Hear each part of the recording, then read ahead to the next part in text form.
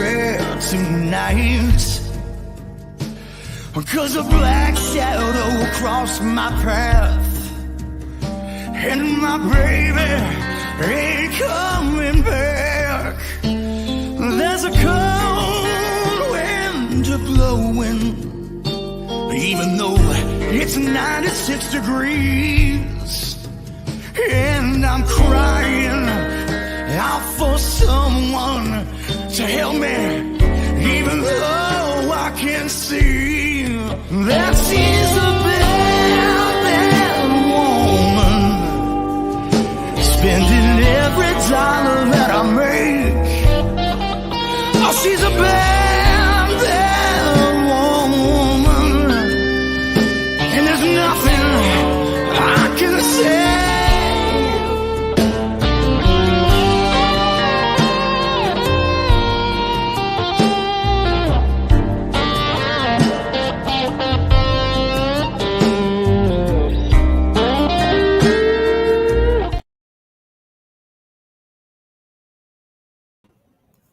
Good morning, my beautiful crime family. This is a premiere and it's like a video. So the only thing that's live is chat. So I'm saying hi to all my beautiful crime family all in one. I can imagine who's there. And I love you for it. This is going to be a pretty good little show for Java time. Everybody knows Java time. We browse around and well, I browsed around and picked out some good stories for the day, and that's how. And we end up with a bunch of shorts, which I'm going to end up with a few shorts, but there's quite a bit to go through here, and it's quite interesting. And another thing I need to remind you of is tonight we do have something very special. The next 2 nights, and then Friday. This is an exciting week for Once Upon a Crime Time. So, just to show you what we got going on tonight is this right here. Helter Skelter, Helter Skelter, I gotta Helter Skelter. Helter Skelter, Helter Skelter, I gotta Helter Skelter.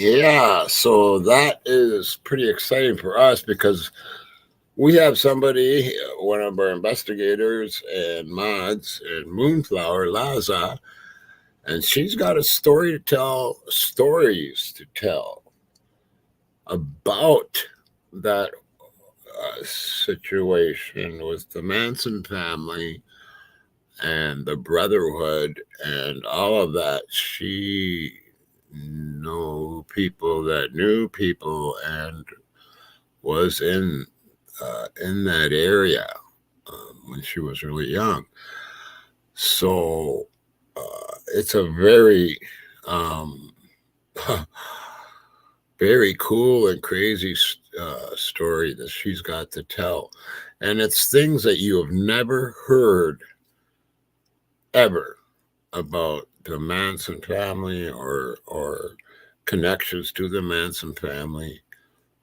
It is very, very interesting, and you will not regret coming to watch this tonight.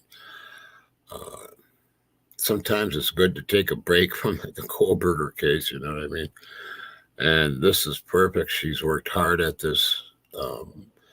And then tomorrow night, it's going to be Leah and Moonflower together to close out the series.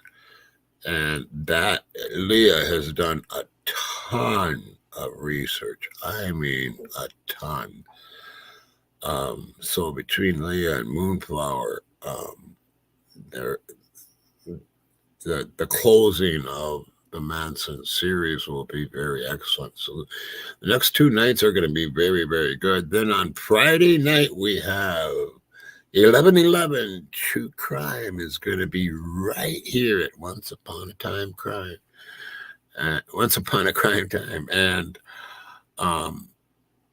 I've been looking forward to that one for a long time. So she is one of my favorite creators, and she's got one heck of a theory, and we're going to go over that, and we're going to talk Kohlberger case, and yeah, it should be really, really good. If you know 11:11, you know it's going to be good. Anyway, let's get on with the show today. The first thing I'm going to show you is Kohlberger case and something that I picked up on at the grub truck. And you really need to hear this. This is with audio enhanced and video enhancements and all that kind of stuff. Let me get to it. Because this is very eerie, people. Very, very eerie, and I don't think anybody has picked up on it. So let's get to it. Now, what I want you to do is what I want you to do is look over here, okay? And I want you to keep your eye on number 9. Oh, yep. So what you want to do is we'll actually do this.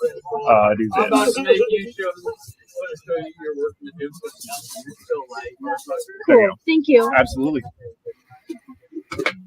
How many more do you need? That's the second one? Awesome. Oh,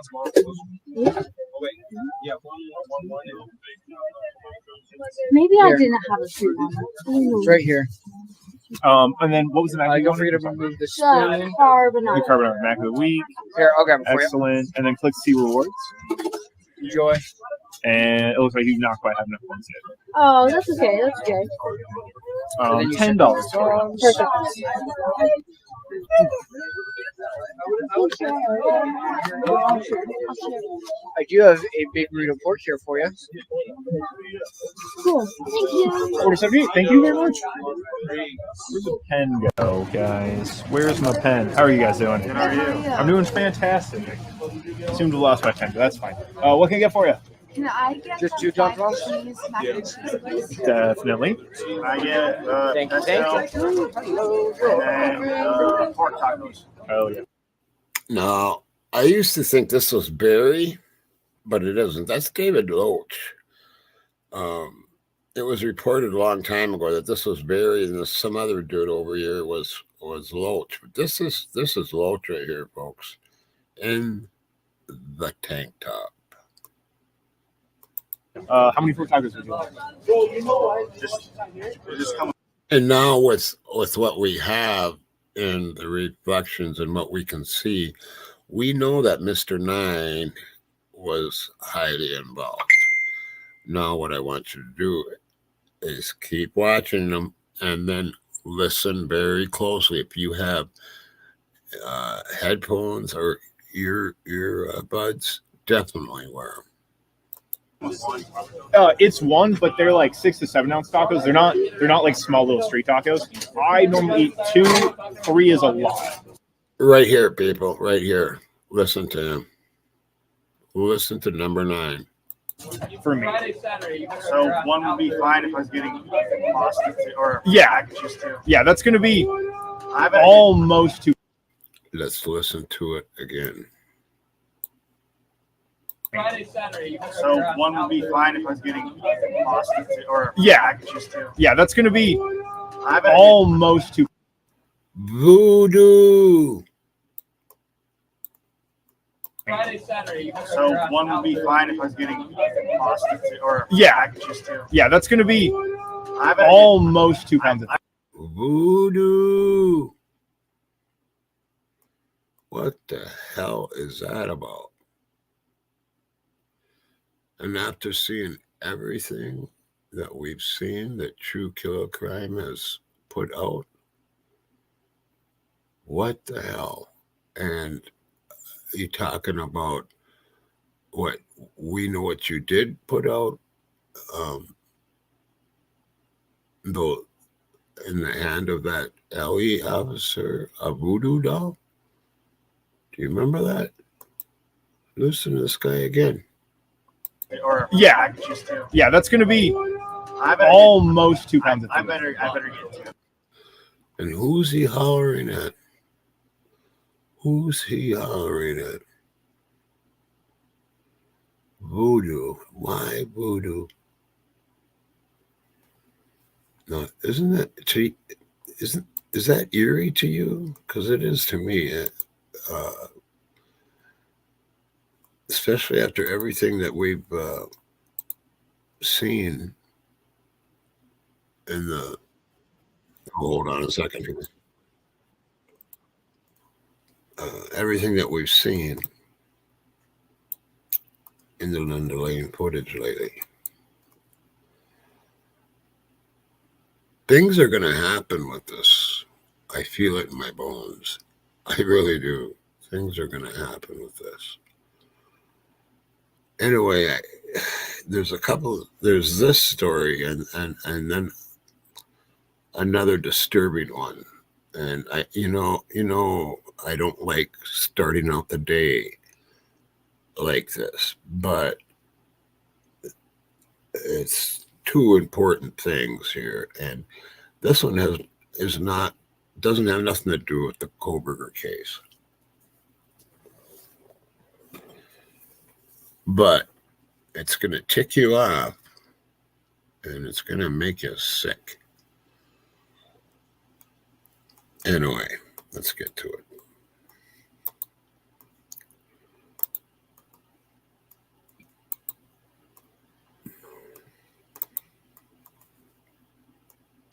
This is based out of Box 13 out of Seattle.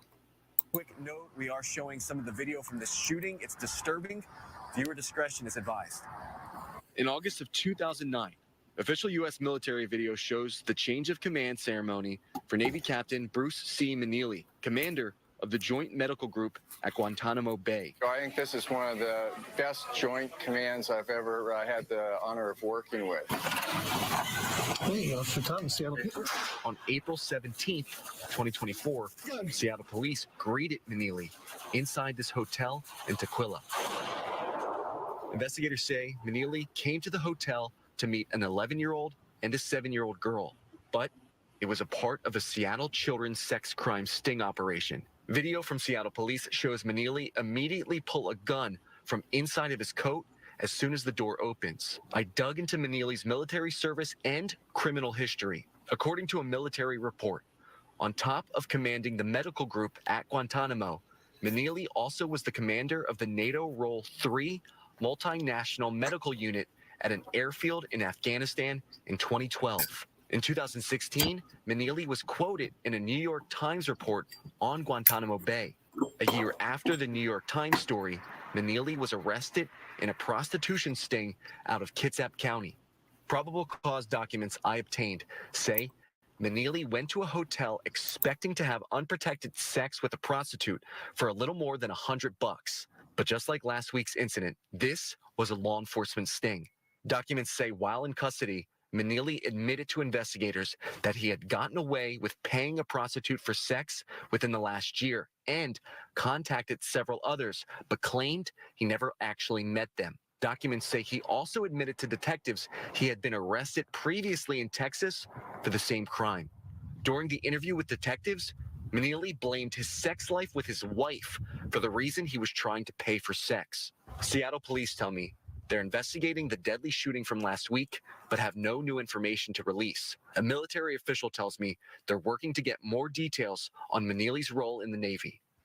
Internet sex crimes against children are becoming an insidious problem for the state of Washington. Investigators tell me some of the biggest reasons are due to COVID and new technologies. Seattle police report in 2023, there was a 76% increase in cases of child enticement. Reporting in Tequila, I'm AJ Janovel, Fox 13 News.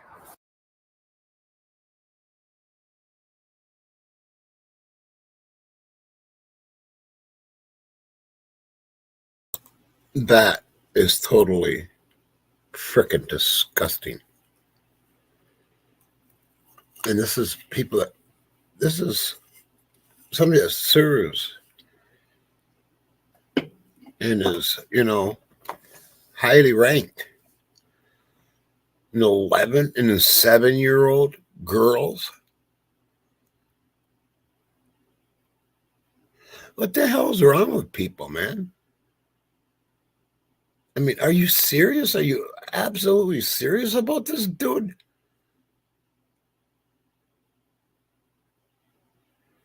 It's like, who can we trust anymore? You're looking at all these cases and all these, from Delphi to everything that's going on. It's just, it's not like it was even 10 years ago. And it's this world is in a sad state. And like, I don't like starting out the day this way, but when you run across something of importance like this, I mean, the story needs to be told. Oh boy. And of course I got to report on the Kohlberger thing. I see there's people out there, getting to the to the theory of maybe they're still alive. Well, we got into that a while back, if you remember, right? Way back, that was brought up, and we had gone over that in a video, and it is an interesting theory. I still wonder about that here and there sometimes. Then there was the theory that they weren't just not gone, that they were kidnapped. And you have to look at all things, me, I'm going to look at all things. We went over this a long time ago. Maybe we should go over it again and get the family a little more involved with questions, and maybe I love my family out here because they send me good stuff. I hear a lot of creators complain about, they get a lot of junk. 3/4 of their stuff is junk. That's not really so with me. The stuff I get is usually pretty good. Sometimes I've already got it, or there are theories I've already gone over, but they almost always send me good stuff. And so I really appreciate that. So keep sending your stuff in. Anyway, now we'll get into something a little better in a way. We're getting to the shorts. We got to have those shorts on a weekday morning. We need to have shorts. But here's one more video, and I thought it was interesting for one thing because it's my state, and I do believe it's going to affect the whole United States. So, which I think is a good thing, but I don't think the police think so. Check it out. which is how are these policing programs? This is Fox training 9 out of programs Minnesota. adapting to This is this legal landscape and what this is Fox 9 out of Minnesota. This is one of the channels I watch. Anyway, we're finding is that, at least from our survey, which we conducted of these programs across the state, is that they're going to have to retrain or they're going to have to reform their approach on how they train officers. For years, there have been instances where training programs would bring in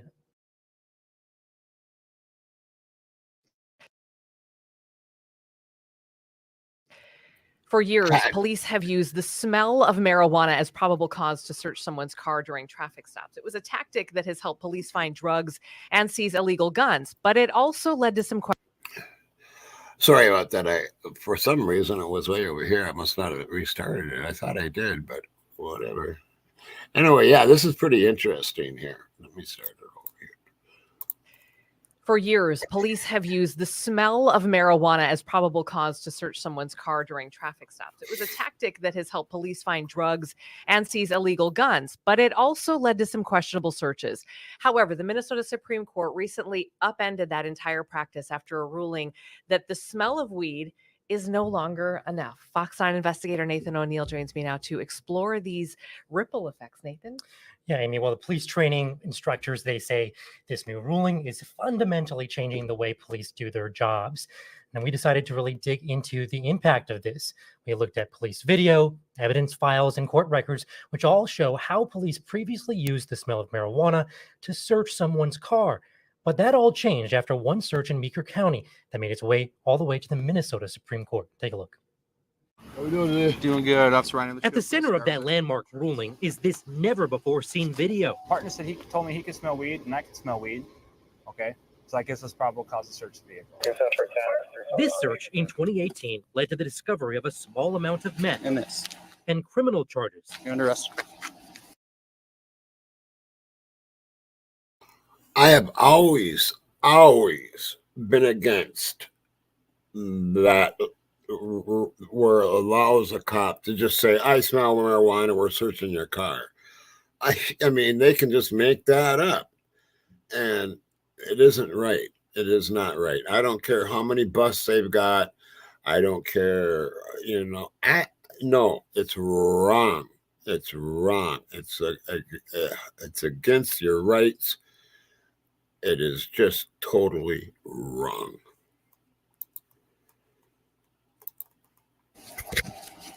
But late last year, the Minnesota Supreme Court found that search unconstitutional. The specific question is really whether the odor of marijuana alone is enough to expand the search to the vehicle. The court ruled the odor of marijuana alone is simply not enough in Minnesota. Okay, so Nathan, I think one of the first things people are going to think about is the fact that recreational marijuana became legal in 2023 in August. So does that make this a moot point? Short answer, no. The justices, when they looked at this, they did not directly address the idea that Minnesota was headed toward legalization of recreational marijuana. They knew it was coming, but they did not directly address it. They kind of spoke to other states as examples that have gone through this process, made similar rulings, and then saw legalization take effect. And in those cases, those rules upheld. So we can effectively say that this is going to stick around. Okay, and I think we should clarify too that while smoking recreational marijuana is legal in many locations and places in Minnesota, we need to clarify what that means as far as a vehicle goes, right? Right. So even though you are legally allowed to possess it in up to certain amounts, you can smoke it, you can consume it, but state law does not allow you to do that inside your vehicle. So that is still a crime. As far as these searches go, the justices really kind of honed in on this idea of the smell. So regardless of the legality of everything around it, the decisions that were made as far as searching vehicles really comes down to the smell of marijuana and just that alone. And that's not something you can really prove. It's not tangible, correct? Which makes it so tricky. Right. There's nothing that you can collect as far as evidence other than the police officer's word, documentation. I mean, sometimes you can see that officers will use that and verbalize that in body-worn police camera footage. But as far as bringing proof that there was smell to a courtroom, you can't really do that. All right. So, as you were saying, this has upended the Supreme Court decision now has upended a lot of existing cases, and you guys were able to profile a few, but walk us through one in Eden Prairie that you thought was particularly interesting. Right. So, obviously, we looked at the Supreme Court case that made a big wave and big splash for that individual person, that stop, right? But it has far reaching implications as far as all of the searches that are happening in Minnesota involving police and vehicles. So we started looking at, well, what's out there that is up for question. There are certain cases that were in the courts that really started taking another look at how those searches began and whether they were considered legal under this new understanding of the law. One specific case that we looked at was in Eden Prairie. A stop there. We have some video you can check out. On this late October night in 2021, Damian Marshall was pulled over by Eden Prairie police. Where you coming from tonight? I was coming from the casino. This video, obtained by the Fox 9 investigators, shows what started out as a traffic stop over dark-tinted windows. But what happened next would spark a 3-year ongoing legal battle. No marijuana in the car today? No whatsoever. Okay. Marshall was initially pulled out of his car because of an unrelated warrant. But that's not why the officer proceeded to search his car. Until after we searched it because of the odor of marijuana. Oh, yes, sir. He said the odor of marijuana. Could you step outside the car? In his police report, the officer also noted Marshall had constricted pupils. But he said he conducted the search due to the odor of marijuana. Yeah, he's robo tripping. The officer found empty medicine bottles, marijuana debris, and a styrofoam cup filled with liquid, none of which were collected. So I'm just going to go ahead and dump this out because I'm not going to try and collect it, but there's a mixture of pop. It's got a alcohol odor to it. I'm guessing it's cough syrup. Why did you have those containers? Because those are the meds that my doctor prescribed for me to take. The evidence found in the search ultimately helped convince a judge to order a blood draw. Traces of oxycodone and oxymorphone were found in Marshall's system. He was charged with a 4th-degree DWI. He is not impaired, and he was using his prescription medications responsibly, which the blood results show that it was only a therapeutic level of what was in his system. Did you feel like your rights were violated in that moment? Yes. Why?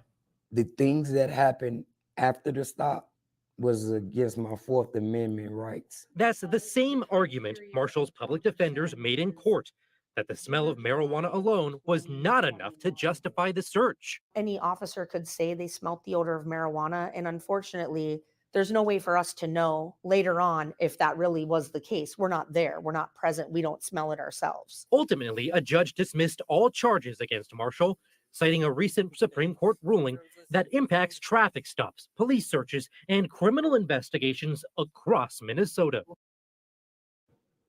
And we should note in that initial kind of interaction between the driver there and police, we mentioned in that segment that the individual had a warrant for him.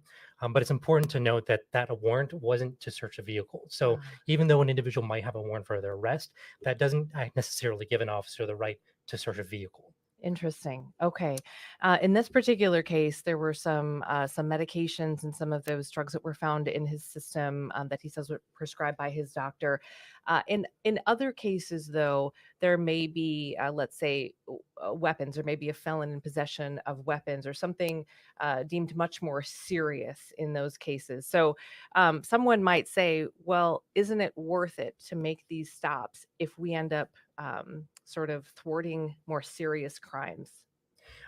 Well, I think you have to kind of look at it historically, right? We've seen police use this as a very easy foot in the door to get into a vehicle and search it. So yes, they have used that as a way to find illegal weapons, more serious drugs, find other crimes that might have been present inside that vehicle. And that's kind of what has historically been the practice. According to the Supreme Court, though, the fact that they opened the door through an illegal method, which was basing it on the odor of marijuana, anything that search uncovers is not admissible in court. So they call it, in the legal term, they call it fruit of the poisonous tree. So anything that you find after that point has to be thrown out. And that is at least the standing if you're going to adopt that defense in a case like this. And on the flip side, cases for years that have not maybe made it as far, or someone didn't have the defense attorney they needed, people have served time and faced some serious consequences based on this type of a search that has now been deemed illegal. Is that right? Presumably, yeah. I mean, if you look at, again, historically, some of the cases that have been fully adjudicated, people have been sentenced, they have served time, those cases have come and gone. But if they were to be tried today in today's court system and today's legal understanding, they might not hold up. But according to the Supreme Court, you really, in that ruling, it doesn't really apply retroactively. What we're seeing in our reporting and from our legal sources is that the cases that are kind of under consideration for getting a second look are those who haven't been fully adjudicated. They're still making their way through the court system. There's appeals. So there is a chance for people who are still up to make that argument. They still have that opportunity. But as far as people's cases who have been open and closed, that's in the past. Okay. Is there some movement on an appeal on the Supreme Court ruling by any chance?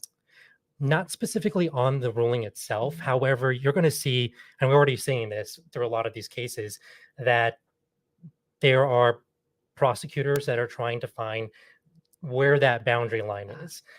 So there's going to be some testing of how far you can go on one side. The defense is going to push it in the opposite direction. So you will see the testing of the parameters in the legal system. And we've seen that with the case that we just highlighted in Eden Prairie. I just learned from the source there that that case is actually going to be appealed by the state for the circumstances of his case, not necessarily the Supreme Court case itself, but for his individual case. And that's going to the appeals court in June. Okay. I imagine this is going to be a really tricky, it's going to be tricky for law enforcement to figure out how to move forward through this and keep these searches legal, right? Yeah. And, we're reporting that's a big question that we wanted to explore, which is, how do you adapt to that changing landscape? And this is a piece of the report that we have, so you can take a look at.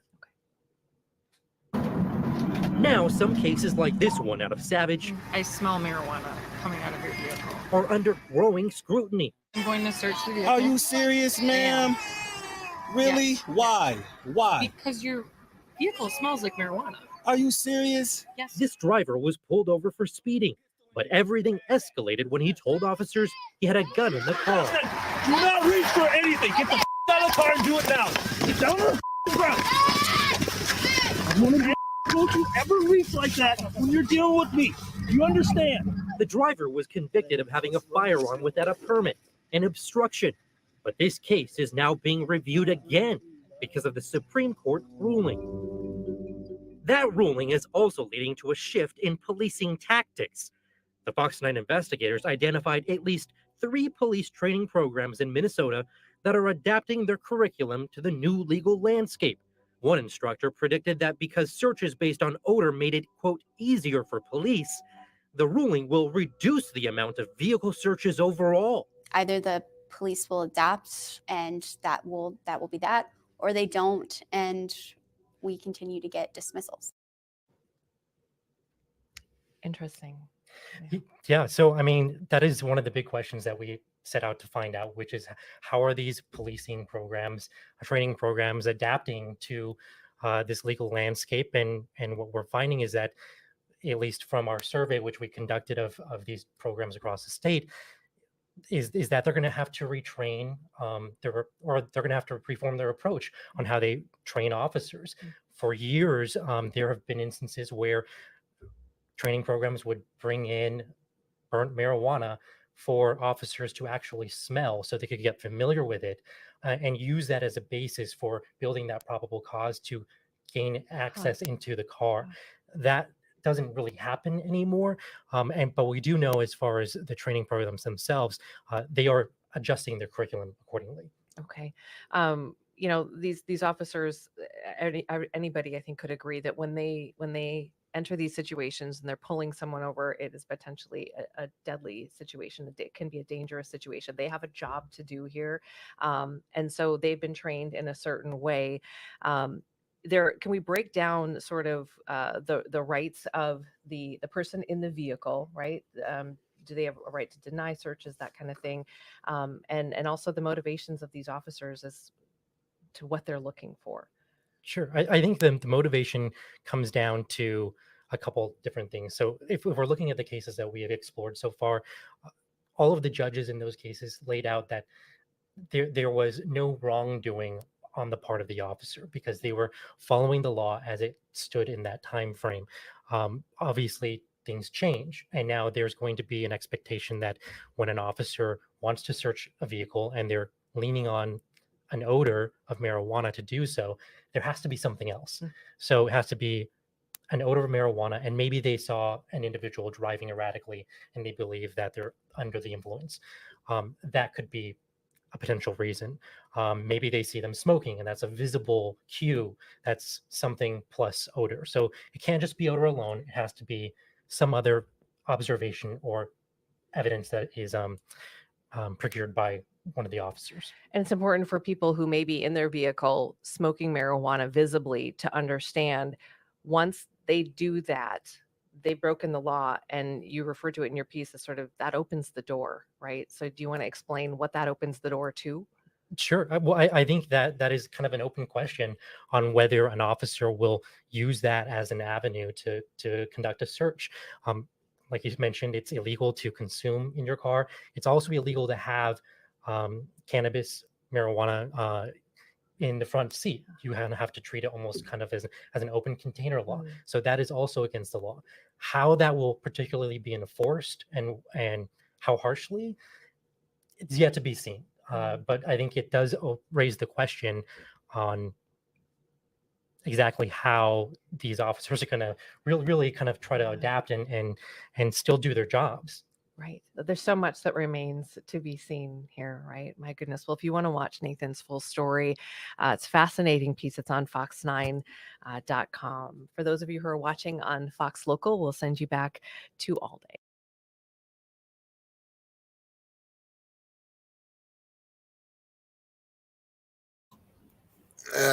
Quite interesting there. My take on it, I think, is the police will find one way or another to get into your car. But this has been going on way too long. So this will make it a little harder. But as you heard them state, they can say the smell of marijuana. Plus, we've seen the driver, put something up to his mouth and smoke. You know what I'm saying? It could be a cigarette. It could be nothing. And they're going to come up with something to search that car. As illegal as that is, that's what's been going on, for decades. And they can retrain them all they want, but they're still going to find somehow to get into that car. I don't think it's going to. They just have to come up with new things, and that's what they're going to do, to illegally search your car. And they will get away with it, and that's just the way I see it going down. I wish I could see my chat right now and see what you're all saying, because my crime family is pretty smart, and I would love to see what your opinions are on this. And I'm going to go back and look at chat and see what you're all saying about it, and because I'm very interested to know. I won't be in chat today. There's no way. I'm making this up. It's 5 a.m. now, and I'll make this to go probably at about 7. And I'm pretty sure I'll be sleeping by then. Anyway, let's get to a few shorts anyway, right? We got to do some shorts on Java time. Got to do some shorts. Okay, let's see what we got here.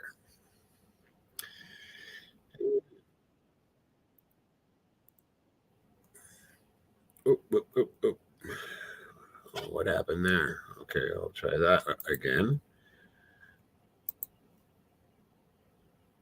Oh, I know that. Okay, so here we go. And here's the shorts for the day.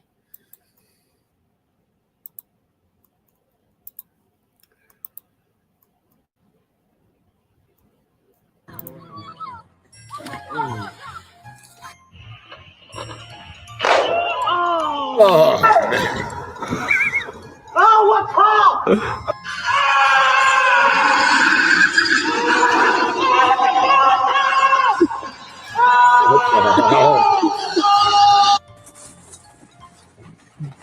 I could never do this. No way in hell. Wow. Crazy.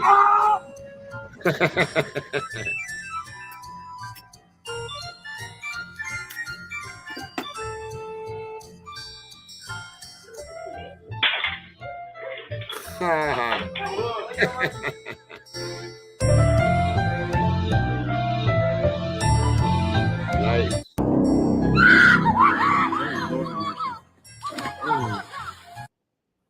And here's the next one.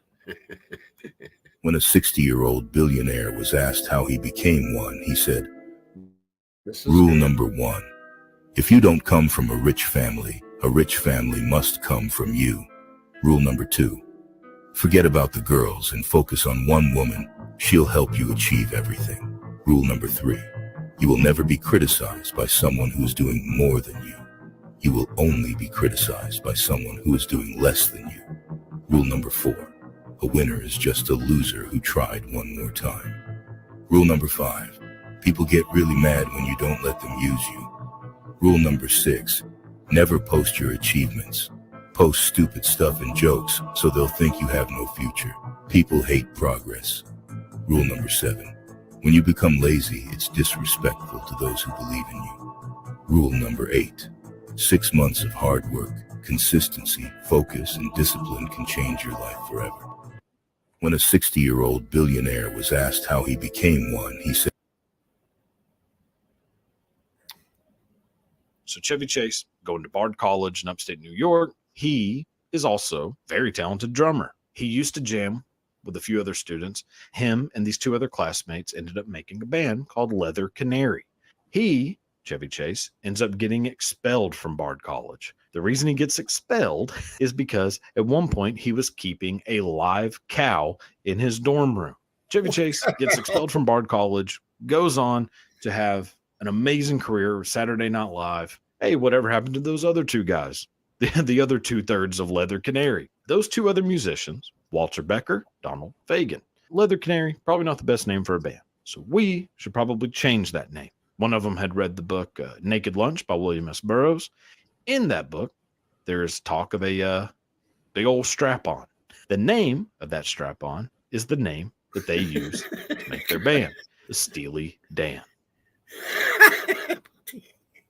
So Chevy Chase, going to Bard College in upstate New York, he is also... This boy is a genius. He took some CDs and drilled holes in them. This is nuts. Then he put copper wire through the holes and wound it around the CDs. When he finished, he made coils on the discs. They tested it and found that when they connected the wire to the coil, it made electricity. Next, the boy made a small motor work by connecting it to the coils. He then put all the discs in a wooden frame and connected them together. They poured epoxy resin on the discs to hold them together and let it dry. After removing the frame, they had a transparent disc coil plate. When they connected the wires, sparks flew and the motor worked. They realized they had made a homemade solar panel. They installed it on the roof and connected it to some bulbs, which lit up. They were impressed by the boy's skills and the solar panel's performance. This boy is a genius. He took some CDs and drilled holes in them. Then he put copper wire through the holes and wound it around.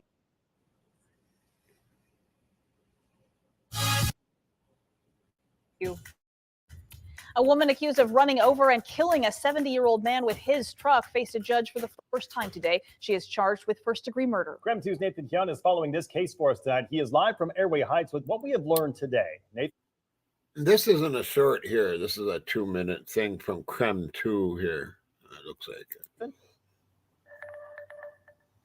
Mark Whitney, good evening. Well, I'm live on West Frontage Road, right off of Sunset Boulevard here in Airway Heights. And the incident happened more than a week ago, but police tape is still up. And this is where investigators say a man got thrown through the fence and into a tree after being hit by his own truck. Court documents show that on the evening of April 9th in Airway Heights, 70-year-old Jared Fox picked up 27-year-old Alyssa Bray. She claims that he offered her money for sex. Do we have a plea in the case? Yes, she'll plead not guilty, Your Honor. All right, very good. Thank you. Documents show the pair drove around for more than half an hour in Airway Heights before Fox pulled off the side of Sunset Frontage Road and got out of his car. That's when Bray locked the doors and drove off, allegedly hitting and killing Fox in the process. Police say Fox appeared to be partially clothed and appeared to have been thrown through a nearby fence and into a tree. Documents show police were on scene when they were alerted to a truck driving erratically. Police say after their initial investigation, they determined this truck was owned by Fox, but they could not locate the vehicle at that time. Later that evening, Lincoln County Sheriff deputies say they spotted the vehicle and after a short pursuit, took the driver into custody. Bray was driving the truck and was arrested for a DUI. But after an investigation, police say they arrested Bray for first-degree murder. When police interviewed Bray, she said, quote, "He wanted more of me and it gave me a gross feeling." And quote, "I didn't have to kill him." The state's asking to maintain the bond of $1 million. The victim has a criminal past. Jared Fox was found guilty of possessing child pornography in 2022. He was a registered sex offender in Spokane County. And Alyssa Bray is currently being held on a $1 million bond, and arraignment will be set at a later date. Live in Airway Heights, Nathan Hyun, Krem 2 News.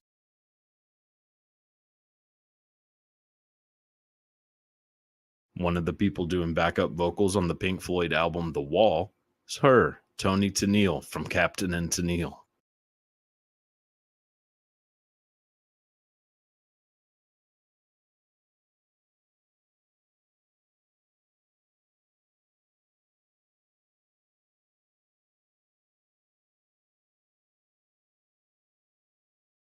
The person playing the harmonica on the Doors song Roadhouse Blues is not Jim Morrison. It's this guy, John Sebastian. One of the people doing backup vocals on the Marvin Gaye album What's Going On are this guy, Dave Bing, former Detroit Piston and former mayor of Detroit. The person playing the guitar on the Tina Turner song Private Dancer is this guy, Jeff Beck. That song was also written by this guy, Mark Knopfler from the Dire Straits. The song Purple Rain by Prince was originally written for her, Stevie Nicks. The Van Halen song I'll Wait was written by this guy, Michael McDonald.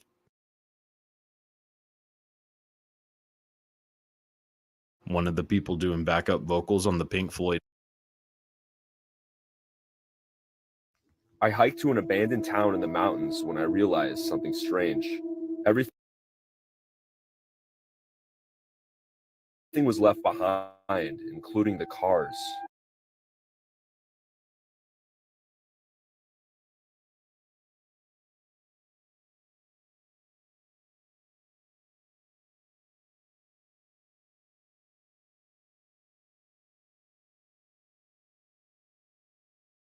Still in the garages. The beds were still made as if people were going to come back one day. There was even still food in the kitchen. In one of the garages, I found this awesome Suzuki Samurai that was left abandoned.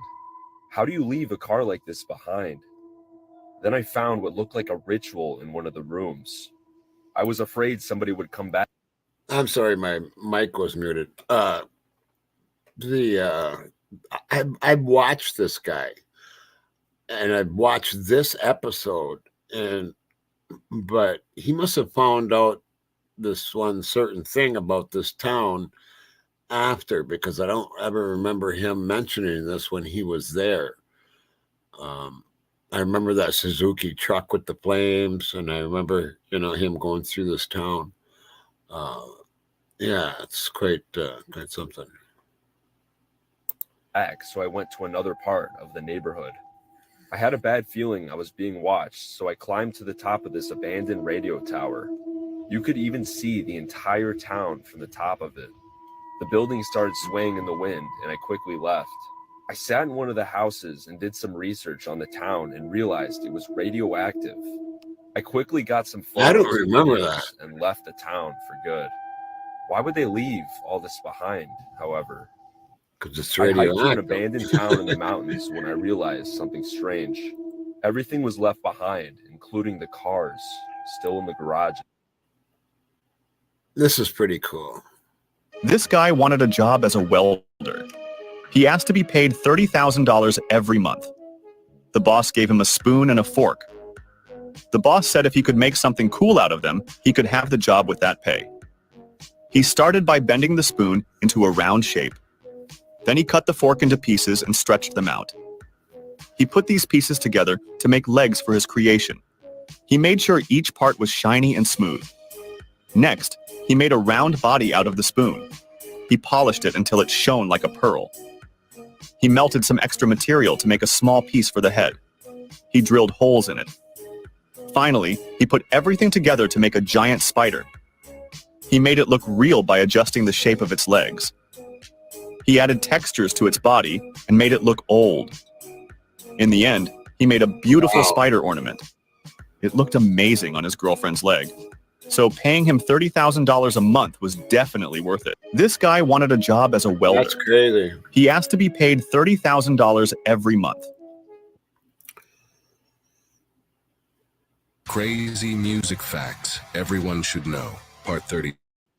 In a documentary, singer Ted Nugent openly admitted having affairs with underage girls. He even adopted a young girl, who legally became his daughter, and later admitted to having a sexual relationship with her. He gave her STDs and even released a song titled Jailbait, which is about his love of underage girls as young as 12 and 13. Courtney Love claims that she was raped by him at the age of 12. After Queen's success with Bohemian Rhapsody, sacks of fan mail poured in from behind the Iron Curtain, addressed to Queen London. It was mistakenly delivered to Buckingham Palace. Snoop Dogg and David Beckham are such good friends that Snoop sends Beckham his new music before it's officially released. Frank Sinatra was a big activist in the civil rights movement, refusing to stay at hotels that didn't allow black people. He even used his mafia ties to help get labor unions behind John F. Kennedy because he knew they shared the same opinions on equal rights.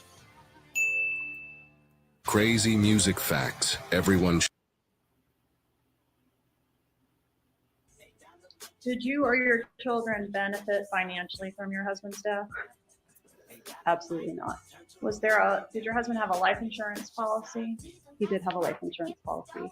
And what was the value of that policy? Fucking hate it. I don't know what the value of it was at the time. I do know that his sister's a custodian of that life insurance policy, and I pay taxes on that money every year, but we don't receive any of it. What was the value of it at the time of your husband's death? It was $1 million. Not $2 million? $1 million for each child. $2 million. Did you or your children benefit financially from your husband's death? Absolutely not. Did this man get stuck in the past? In This is 1995, pretty Mike Markham crazy. set out to create a time machine. His idea was to use compact lasers to reduce the air pressure going in either pole direction. Mike was a recluse and worked tirelessly on his invention. On one occasion, he even caused a citywide blackout, drawing unwanted attention from authorities. However, it might have benefited him, as he garnered some attention and received anonymous donations to help fund his invention. When asked about what he would bring if he could time travel, he simply replied, "My cell phone." However, in 1997, Mike and his work mysteriously disappeared without a trace. Speculation swirled about clandestine government intervention. Soon afterward, a news story was uncovered from the 1930s, claiming that an unrecognizable man was found crushed in a metal tube on a California beach, and the only thing found with the body was a cell phone from the 1990s. So, did this man get stuck in the past? In 1995, Mike Markham set out to create a time machine. His idea was to use compact lasers to reduce the air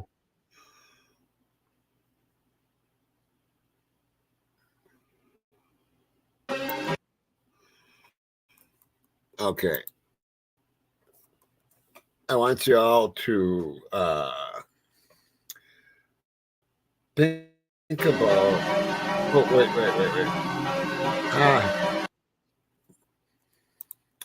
I want you all to think about. Do you remember when I ran that story on the tunnels, or this fight on the Fight Club? And they were in this room, and they had like it was like freshly drywalled and painted, and it was a pretty nice room, and they were all fighting, and it was supposed to be in Idaho. Do they all remember that? Because this is the only reason I put this on you, because check this out in Chicago.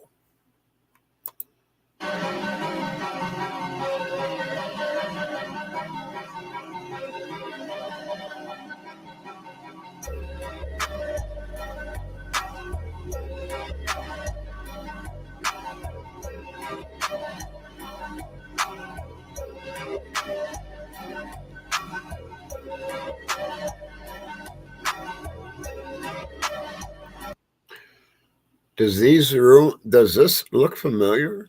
This is a tunnel, folks. This is a tunnel underneath Chicago. Then we were wondering, where that could have been, that one rumor that we were fighting in and stuff. It looked a lot like this stuff. It really did. Just saying.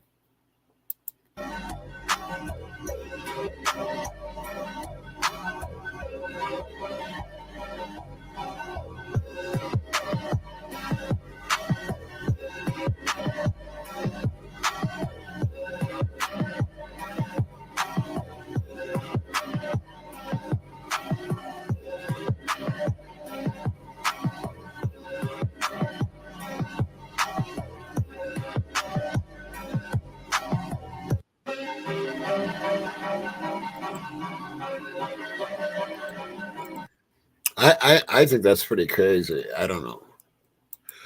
Anyway, let's keep going. We're almost done here.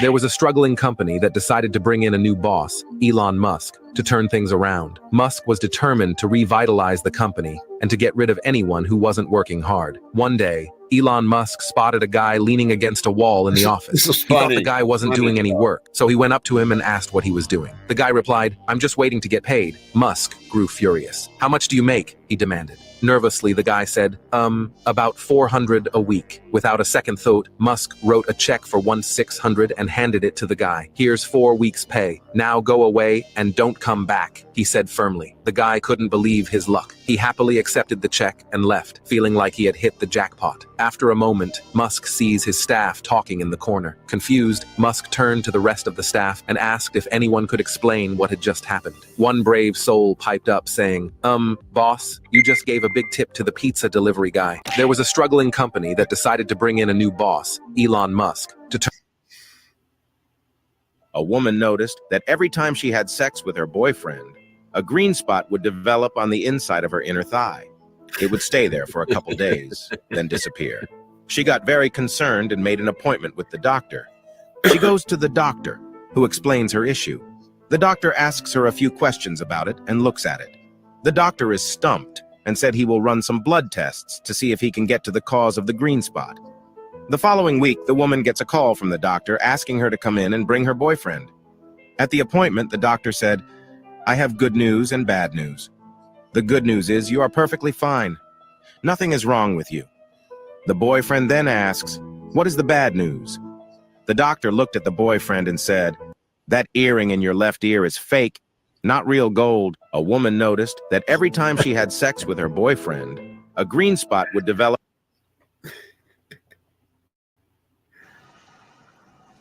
Well, check this out, man. Tell me this ain't nuts.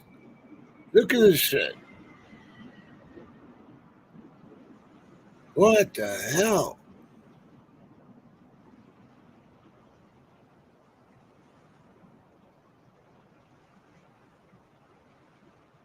Whoa. What the heck? I'm gonna watch this again. Check this out.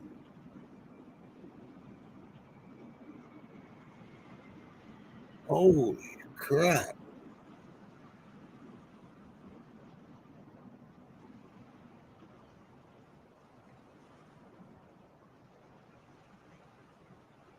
Wow. Crazy.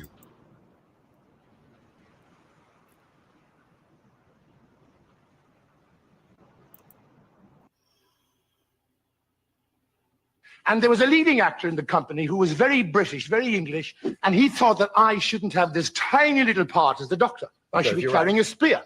And he was so rude to me through the whole rehearsals, so rude you can't believe. And this English actor's playing Macbeth, the king. The queen died. He doesn't know she's dead. And I played the doctor. And I have to make my one appearance. And he stands as the king and says, "How goes the queen?" I have to say, "The queen, my lord, is dead." To which he now, that's his cue for the most important soliloquy in the entire play, which is, "She should have died hereafter. Tomorrow and tomorrow and tomorrow creeps in this petty pace from day to day to the last syllable of recorded time." And he's been waiting to say this famous, and I think I'll get him back all right. So suddenly it comes, and he comes out, he stands with his crown, his beard, and he turns to me and I enter. He says, "How goes the queen?" And I say, "She's fine." And there was a leading actor in the company who was I miss very Johnny British, very Carson, English, man. and he thought that I miss old Johnny. Gold Radio named their top 10 songs of 1974. 10. Bachman Turner Overdrive, You Ain't Seen Nothing Yet. 9. George McCrae, Rock Your Baby. 8. David Bowie, Rebel Rebel. 7. LaBelle, Lady Marmalade. 6. Sparks, This Town Ain't Big Enough for Both of Us. 5. The Hollies, The Air That I Breathe. 4. Bob Marley, No Woman, No Cry. 3. Lynyrd Skynyrd, Sweet Home Alabama.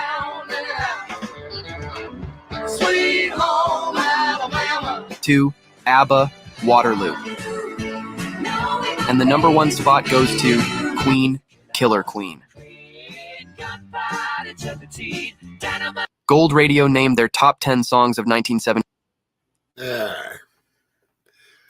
And I'll end it right there, the 1974 top 10. Yeah, anyway, I hope you all have a beautiful day. And yeah, I do not think I'll be in chat. If I'm up, I will be, but I highly doubt it. I'm going to do a song that you haven't heard here, and it's by a band. I think it's called, what are they called now? Rolling Quarters or something like that. But it's an Asian girl band. I don't know if you've heard of them before, but they're pretty good, and it's a mellower type song. Yeah, it's actually pretty cool. So until next time, my beautiful crime family, I love you all. Until next time, rock and roll.